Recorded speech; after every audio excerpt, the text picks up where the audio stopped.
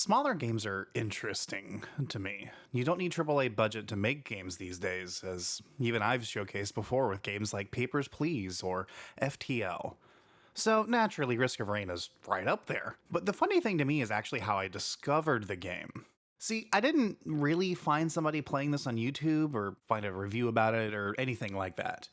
I actually found the soundtrack on Spotify, specifically the song Coalescence, the theme for the final level. The song is somehow melancholic and hopeful, distressing, yet optimistic. It's downright beautiful, so of course, hearing this and seeing the artwork for the game on display, oh, I gotta play this game. At this point, it's been out for like 10 years now, and even has a sequel that's been out for a few years. So I felt now was a good time to revisit the game and talk about what makes it so special, both to me and in general, and to hopefully expose more people to this absolutely wonderful game. Also, I'm not gonna lie, I just kind of want an excuse to play the game again. Hopefully that gets my point across about how much I like this game. The game is a 2D side-scrolling roguelite where you start off with basic abilities unique to the character that you selected, and as you kill more enemies you get XP, which levels up your health and damage, and gold, which lets you buy items, gamble at shrines, and various other tasks. These items give your selected character a buff in various ways. Some might give you a double jump or faster movement, but some others might give you health regen for each enemy you kill, or randomly providing a chance for a mortar to fire. These are all randomly placed, so there's no guarantee you'll get a good run every time you play, which is part of what makes this game so interesting to play. The play experience is frustrating at times due to this, absolutely, because sometimes you just get absolutely shit luck with item placement and you straight up can't keep your damage output high enough. But that's part of the fun. You never know what will happen in 5 minutes, let alone in 20, or even in just 1 minute. Your overall goal is to find the end teleporter in each level, activate it, and hold out against a boss and their minions for 90 seconds. Once you've done so, you just need to mop up all the remaining enemies and finish off any other items you wanted to pick up and needed more money to do so. Then you can hop right into the teleporter. Doing this will convert all of your remaining money to XP and move you on to the next level. Do this 9 times, and on the 10th and final level, you will end up at the UES Contact Light, the ship that is shown in the intro being attacked by some mysterious entity. Your goal is to navigate the ship, eventually getting to the bridge and engaging in a fight with said mysterious entity, finally winning and being able to take off from the planet. It sounds pretty straightforward, yeah? Well, there's a ton to do in this game and a lot of complications arise. The difficulty is ever increasing, as you can see in the meter on the right. But wait, I hear you ask, don't you choose your difficulty level when selecting your character? What gives? Well, this is actually one of the main gimmicks / core mechanics of the game. The difficulty level you select affects some stats like increasing health regen on lower difficulties, and whether or not you can unlock some items and characters on the higher ones.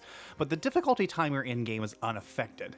Every 9 minutes, the game's difficulty goes up, meaning more tough enemies will start spawning, more of them will spawn, and different types will spawn. So that makes a lot of things way more interesting. Do you just bum rush to the teleporter every single level so the difficulty stays low for longer, potentially losing out on killing some more enemies and getting more gold for better items? Or do you take the time and smell the roses, risking the game leveling too fast for you to keep up? It gets even more interesting when you combine all the different items in the game. You actually don't get all items available at the start. You have a small handful you can find in the game, and the more you play, the more enemies you discover and kill, the more logs you find, the more levels you explore, and the more challenges you conquer, you unlock new items that will start dropping. There's a ton of them with very interesting effects. I mentioned a few earlier, but there's over 100 items and each of them are more or less unique, with some collections being based around themes such as movement, or health regen, or a random % chance to proc on XYZ event. You might find the fireworks, for example, which has a chance for a few homing fireworks to shoot off from you and hit random enemies every time you open a chest. Or you'll find the ATG Missile Launcher Mark I, which has a chance of firing a missile with every enemy you kill. You might find the Lens Maker's Glasses, which increases your odds of getting critical hits. Or you might find the War Banner, where each time you level up, a War Banner is dropped, giving you a circular radius where you attack faster, do more damage, and earn health regen. There's also no limits to how many duplicates of an item you can get, and the abilities will stack in most cases. The stacking is also context aware of how the item works, meaning that if you get 3 or 4 hapoo feathers, you can actually have a 5 jump instead of just a double jump. But something like the prison shackles, instead of increasing the amount of slow it provides, each stack increases how long the enemy is affected by the slow. If you get 5 red whips, these actually do not stack, and you will only ever get an 80% increase in speed outside of combat. These mechanics are polished to a mirror sheen and designed in such a way to provide maximum enjoyment when you have 15 or more items that are a variety of effects. Because depending on how the item luck went for you and what character you're playing as, it will change your playstyle and force you to be on your toes for new encounters. Speaking of characters, you start out with only one, but you can unlock a total of 12 survivors to play as. Their unlock requirements range from very simple, such as killing the 3 different primary bosses you see at the end of the beginning levels, or something like defeating this specific survivor in combat in one specific part of the map on one specific level, or simple things like collecting 15 monster logs. Some can be unlocked on any difficulty, but some require playing on higher difficulties. Each character has 4 abilities: a primary attack, a secondary attack, a utility ability,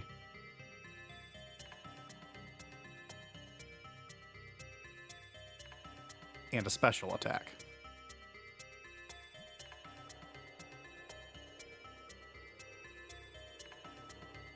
You can also pick up special use items that are powerful items you can fire on demand and have a cooldown before they can be used again.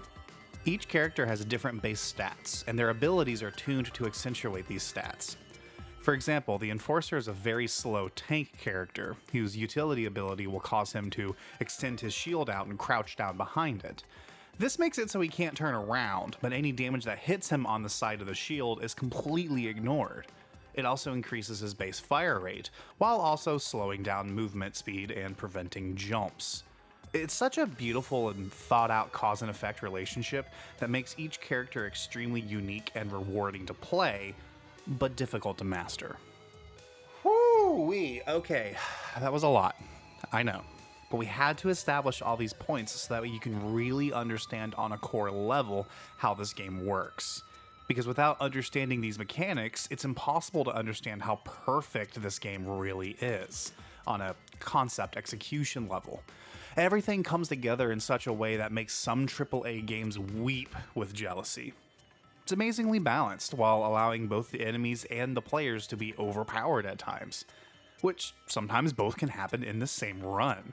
And this is what makes the game work. It's death by 1,000 cuts, but in a positive way? It starts out very slow and boring, and so very, very slowly brings the pressure up on you that builds into this consistent groove. It's genuine art. Oh, we haven't even really talked about the music and visuals yet. I just wrote 1,000 words on a high-level overview of the gameplay, which is completely mind-boggling to me. Games like this are incredibly rare. Most of the time you have a game that hits 1 or 2 high points, like great polished gameplay with good level design, but the music is kind of mid and the story is laughably bad. But, as I alluded to in the beginning, this game is the whole package. Gameplay, art, and music. Pixel art is hard to get right, especially in modern days since everything in gaming is focused on 3D. Modern game engines oftentimes don't even have proper 2D support. They're usually just using 3D systems, but in a flat way. For example, this is an Unreal 4 project, and you can poke around the 3D camera to see how the 2D-ness immediately falls apart.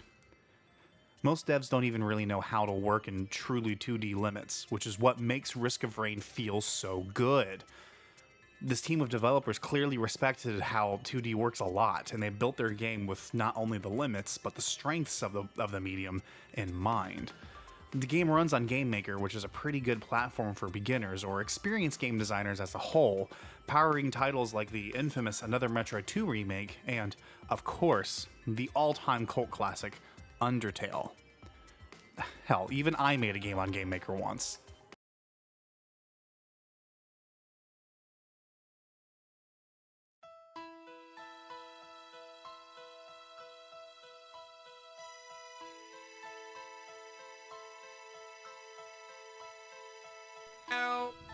Can you see into my eyes like open doors?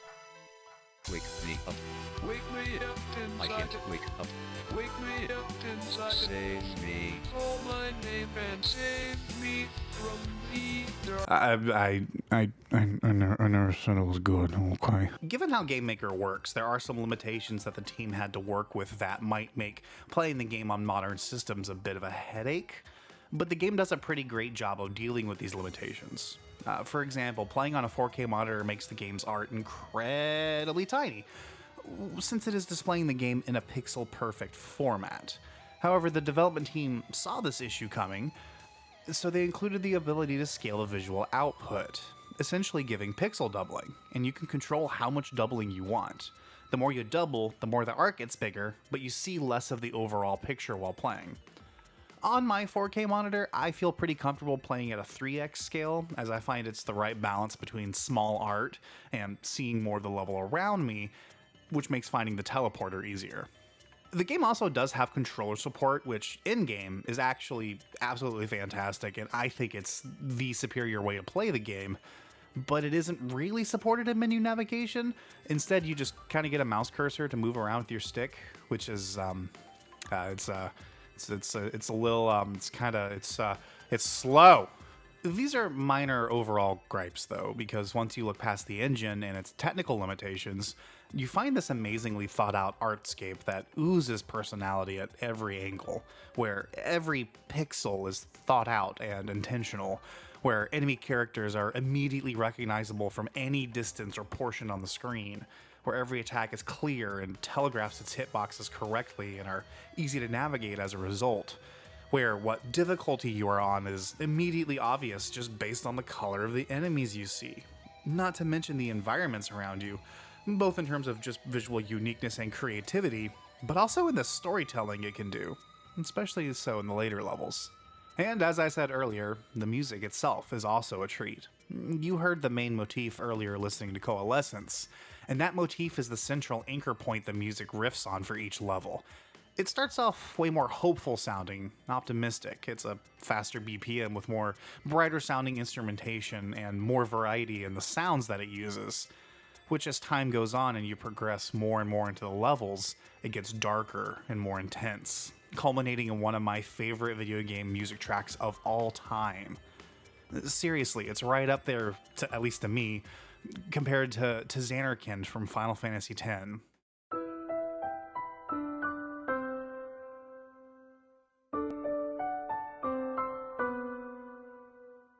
One-Winged Angel from Final Fantasy VII.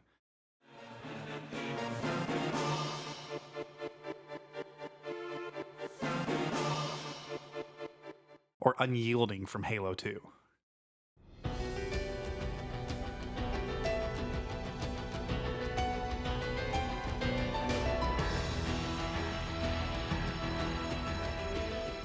It perfectly blends with the increasing difficulty of the game in this sort of yin-yang arrangement where, as things get harder and more intense for you as you play, more chaotic and risky, the music gets darker, more foreboding, slower, the instrumentation becomes more focused and deliberate, more almost intimidating and a harbinger of things to come, until it distills down into the perfect, melancholic, let's do this.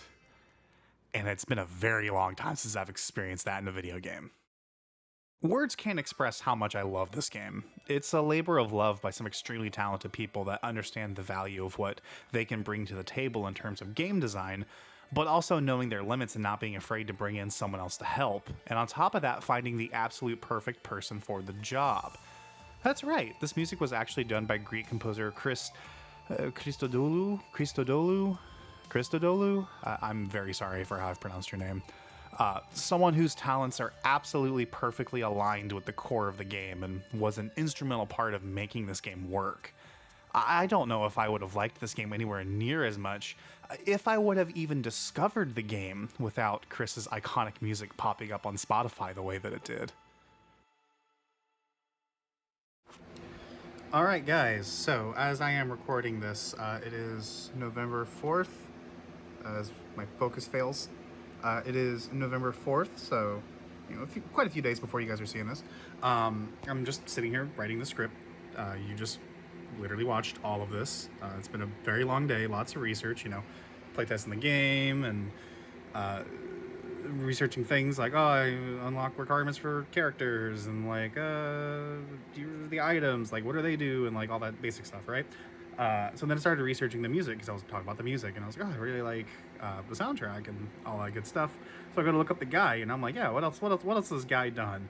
So I'm scrolling down, and I'm like, oh yeah, cool. There's he's done a lot of soundtracks for games, and like cool. There's his music page. I'm scrolling down, then I see that. Can't focus on it. What the hell is that? They made a remaster. I had no idea this existed. It comes out in 4 days. This video just got much longer. Okay. Alright, so it's been about a week with the remaster at this point. It's been a crazy week, and by golly, I have enjoyed every second of it. At its core, it's still Risk of Rain, which I'm extremely pleased over. I can't tell you how many remasters just kind of missed the point of what made the original so good. You say it like it's a bad thing. Shut up, Carl. Right off the bat, I can safely say that my initial impressions were impressed but a little reserved. After beating the game again and playing all of the stages multiple times, I can safely say that this remaster will officially replace the original game for me. And it's kind of now a benchmark of how remasters in the future should be done. Right up there with Yakuza Kiwami and Metroid Prime Remastered. Not too much of the core game has actually changed here besides some meta changes. The game has gotten a ton of polish compared to the original in both art and programming, while also backporting some items from Risk of Rain 2 and even introducing new content. I love some of the additions that are ported from the second game, specifically Combat Stim.